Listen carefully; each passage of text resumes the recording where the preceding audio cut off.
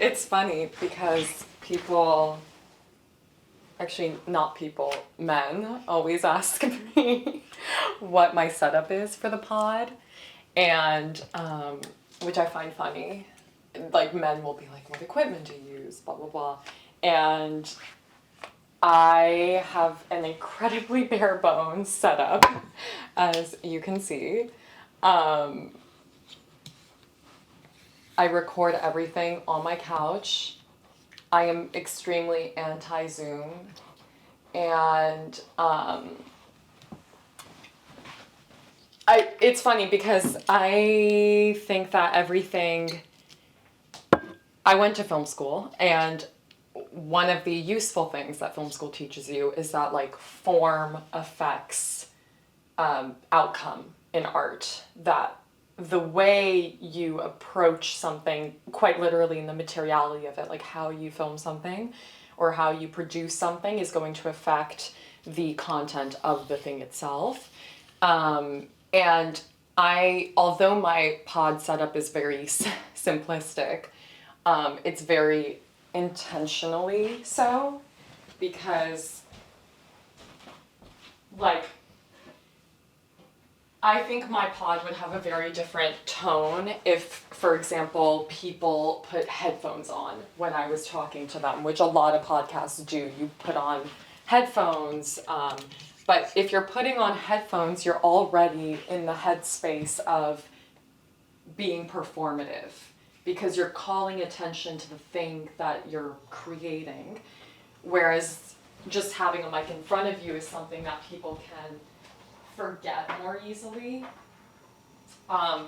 So these little things, I think, really make a difference. I have a podcast called Can't Take Me Anywhere, where I am just my unhinged self and encourage my guests to be their unhinged selves.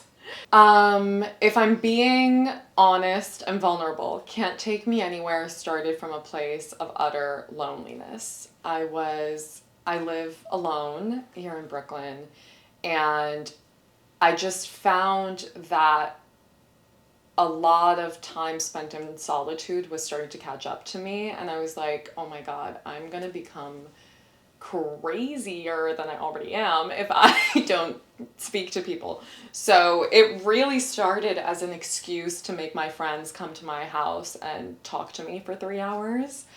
And I really thought that it would just be, honestly, like an inside joke between me and my best friends. Like, Nisa's got a podcast called Can't Take Me Anywhere, where we talk to her, and it's ridiculous. And, like, I just thought it would just be that.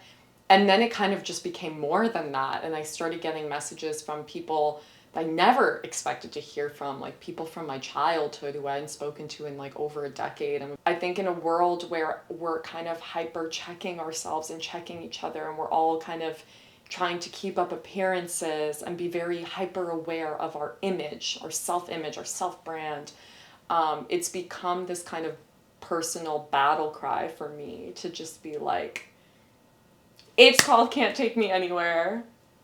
I know I'm saying chaotic shit. I know I'm chaotic, and that's who I am. And that's like, it's really made me, the idea of authenticity, I think, has become all-consuming in a very empowering way for me. And that's something the podcast gave me that I didn't expect to find at all. It was really, didn't start from that place, but then it became that. And now it's just a huge part of my life. I usually have the guest here, and I sit on that side. I like people to be able to look out when they're speaking. Their eyes can just kind of like go out the window. And I sit over here and plug things into the laptop where I record. I mean, this is kind of funny too, is the fact that I record everything on, fucking GarageBand, which is funny because guys will be like, oh, what do you record on, Pro Tools? And I'm like, no, like, the whole point of this is like a joyful, fun thing for me. And the minute it starts feeling like a job, I'm done. Like the pod is like a labor of love. It creates joy in my life. It's something I like to do. And so the less amount of like technical things I have to worry about in the creation of this podcast, the happier of a girl I am. And really this is the setup. Like, it's that simple. I grew up in a home of storytellers. I think Albanians are some of the greatest storytellers I've ever met. I think the language is very conducive to that. It's a very colorful, rich language. And I grew up in a home where you would do your homework and then go downstairs and you would all sit around and someone would just turn and go, okay, bona Muhabet. And that's basically like, come talk to us, like come make conversation. And there was this idea that that's what you offer a space. That's how you are of use to the people around you, is by offering a well-told story.